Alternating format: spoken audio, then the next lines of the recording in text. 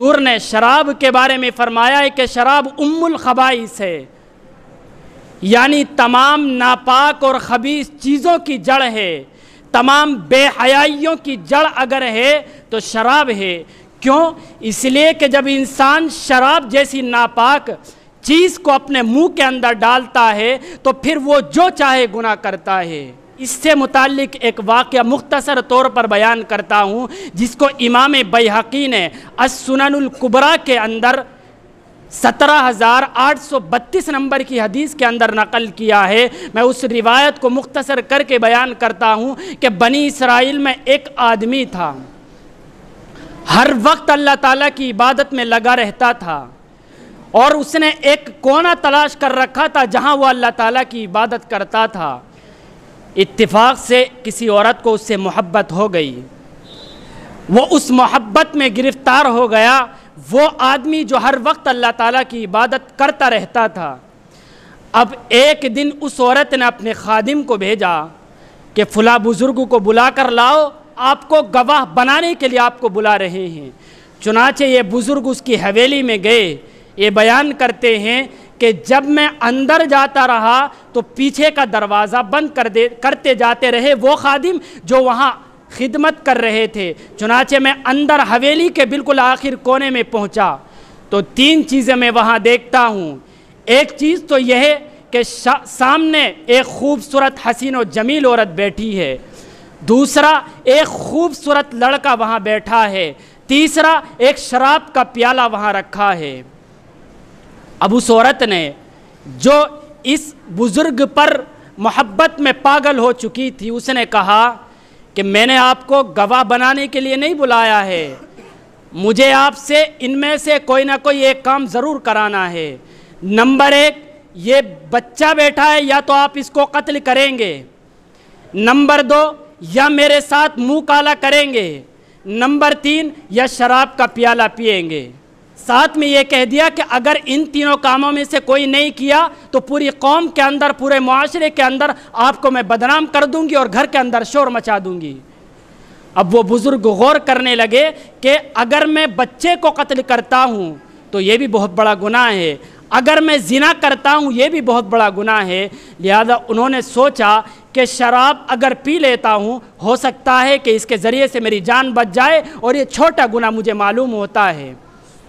چنانچہ انہوں نے شراب کا پیالہ لیا اور شراب پی لی۔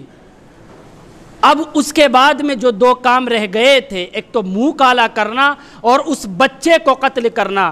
چنانچہ جیسے ہی انہوں نے شراب پی، ان کی تمام عبادتیں ختم۔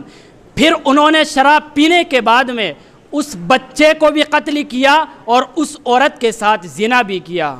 یہ کیوں ہوا ہے؟ اس واقعے کو بیان کرنے کا مقصد یہ ہے کہ آدمی جب شراب پیتا ہے تو جو چاہے گناہ وہ کر سکتا ہے۔ لہذا اس حدیث کے اندر بیان کیا گیا ہے کہ اس بزرگ نے شراب بھی پی، بچے کو قتل بھی کیا، اس عورت کے ساتھ منہ کالا بھی کیا۔ تو شراب اتنی خطرناک چیز ہے۔ ایک دوسری حدیث کے اندر حضور نے بیان فرمایا ہے، گناہوں میں سب سے بڑا اگر کوئی گناہ ہے تو شراب پینا ہے، اور ناپاک اور بے حیائی کی چیزوں میں اگر کوئی خطرناک چیز ہے تو وہ شراب ہے۔ کیوں؟ آگے حضور نے ارشاد فرمایا ہے کہ جب آدمی شراب پیتا ہے تو پھر وہ اپنی ماں کے ساتھ بھی منہ کالا کر سکتا ہے، پھر وہ اپنی خالہ کے ساتھ بھی منہ کالا کر سکتا ہے، پھر وہ اپنی پھوپھی کے ساتھ بھی منہ کالا کر سکتا ہے۔ آپ اندازہ لگائیں کہ شراب کے نشے میں جب آدمی مدہوش ہوتا ہے اس کو پھر کچھ یاد نہیں رہتا ہے، اس کی تمام عقل بھسٹ ہو جاتی ہے، پھر وہ سمجھ میں نہیں آتا اس کو کرے کیا، پھر وہ تمام گناہ کرتا ہے جو وہ عام حالات میں نہیں کر سکتا ہے۔ اس کے بعد ایک حدیث ہے المعجم الاوسط کے اندر کہ 3 آدمی ایسے ہیں کہ جن کی نیکیاں اللہ تعالیٰ تک نہیں پہنچتی ہیں۔ نمبر 1، وہ آدمی جو شراب میں مست رہتا ہو۔ نمبر 2، وہ عورت جس کا شوہر ناراض ہو۔ نمبر 3، وہ بھگوڑا غلام جو اپنے مالک کی اجازت کے بغیر بھاگ گیا ہو۔ اب آپ کہیں کہ اب تو غلام ہوتے بھی نہیں ہیں، تو اب مفسرین نے بیان کیا کہ آج کے دور میں جو باس ہوتا ہے، اس کی نگرانی میں جو ملازم کام کرتا ہے، ورکرز ہوتے ہیں، اگر وہ اس کے کام میں خیانت کرتے ہیں، ڈیوٹی کو صحیح طریقے پر انجام نہیں دیتے ہیں، وہ اس حدیث کے اس جز میں داخل ہو جائیں گے۔ لہذا یہ تین لوگ وہ ہیں کہ اگر یہ نیکی کریں تو اللہ تعالیٰ کے دربار میں حاضر نہیں کی جاتی ہیں، پیش نہیں کی جاتی ہیں، اس لیے کہ احادیث کے اندر بیان یہ کیا گیا ہے کہ ہر پیر اور جمعرات کو بندہ جو نیک اعمال کرتا ہے تو فرشتے جو اس کام پر مقرر ہیں وہ اللہ تعالیٰ کے دربار میں بندوں کی نیکیاں لے کر حاضر ہوتے ہیں، لیکن تین لوگ ایسے ہیں کہ ان کی نیکیاں اللہ تعالیٰ تک نہیں پہنچتی ہیں۔ دوسری بات اور سنیں، جو آدمی شراب پیتا ہے، المعجم الاوسط ہی کے اندر بیان کیا گیا ہے، جب آدمی شراب پیتا ہے تو 40 دن تک اس کی عبادتیں قبول نہیں ہوتی ہیں، 40 دن تک اس کی نمازیں قبول نہیں ہوتی ہیں۔ اور آگے حضور نے فرمایا کہ اگر اسی حالت میں 40 دن تک شراب کے ذرات اس کے جسم کے اندر رہے تو وہ گویا زمانے جاہلیت کی موت پر مرا ہے۔ زمانے جاہلیت کی موت پر مرنے کا مطلب یہ ہے کہ گویا ایسا ہے جیسا وہ کافر اور مشرک ہو کر مرا ہو، اور کافر اور مشرک پر آپ جانتے ہیں کہ جنت حرام کر دی گئی ہے۔ اتنی خطرناک ہے شراب۔ اس لیے میرے بھائیوں، اس تمام گفتگو کو اور بات کو بیان کرنے کا مقصد یہ ہے کہ شراب کے اندر ہم لوگ اتنے ملوث ہیں، خاص طور پر نوجوان کان کھول کر سنیں، وہ خوب شراب دھڑلے سے پی رہے ہیں۔ وہ ان تمام وارننگ کو سن لیں کہ 40 دن تک اللہ تعالیٰ نماز قبول نہیں کرتا ہے۔ اگر اس درمیان موت آ گئی تو کافر ہو کر مرو گے، اگر کافر ہو کر مرے تو جنت میں نہیں جا سکتے۔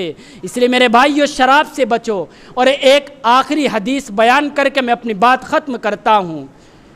مجمع الزوائد الترغیب والترہیب کے اندر یہ روایت نقل کی گئی ہے کہ قیامت میں جب جہنم میں شرابی کو ڈالا جائے گا تو معلوم ہے، توجہ کے ساتھ سنیں، کتنا خطرناک عذاب اس کو جہنم میں دیا جائے گا۔ وہ آدمی جو دنیا کے اندر شراب پیتا ہوگا، جو زانیہ ہے یعنی بدکار عورتیں ہیں، جو رات دن زنا کراتی ہیں، قیامت میں جا کر جب ان کو جہنم میں ڈالا جائے گا تو ان کی شرمگاہ سے ایک نہر جاری ہوگی جس کو نہر الغوطہ کہا جاتا ہے۔ وہ نہر کی بدبو اور اس کی غلاظت اتنی خطرناک ہوگی کہ جہنم کے جتنے تمام لوگ ہوں گے سب اس کی بدبو سے پریشان ہوں گے۔ یعنی آپ اندازہ لگائیں کہ جہنم اتنی خطرناک چیز ہے اور اتنی خطرناک جگہ ہے کہ وہاں ہر آدمی پریشان ہوگا، لیکن جب زانیہ یعنی وہ عورت جو غلط کام کراتی ہو، اس کی شرمگاہ سے ایک نہر جاری ہوگی، اس نہر کی بدبو اتنی خطرناک ہوگی کہ پوری جہنم کے تمام لوگ اس بدبو سے پریشان ہوں گے۔ لیکن یہ جو شرابی ہوگا، اس شرابی کو اسی زانیہ عورت کے غلاظت کا پانی پلایا جائے گا۔ میرے بھائی غور کریں کتنا خطرناک وہ منظر ہوگا۔ پوری جہنم کے تمام لوگ اس بدبو سے پریشان ہوں گے، وہ بدبو شرابی کو پلائی جائے گی۔ میرے بھائیو، اتنی خطرناک سچویشن ہوگی، اس لیے چھوڑ دو شراب کو۔ قرآن اور احادیث کے اندر بے انتہا مذمت بیان کی گئی ہے۔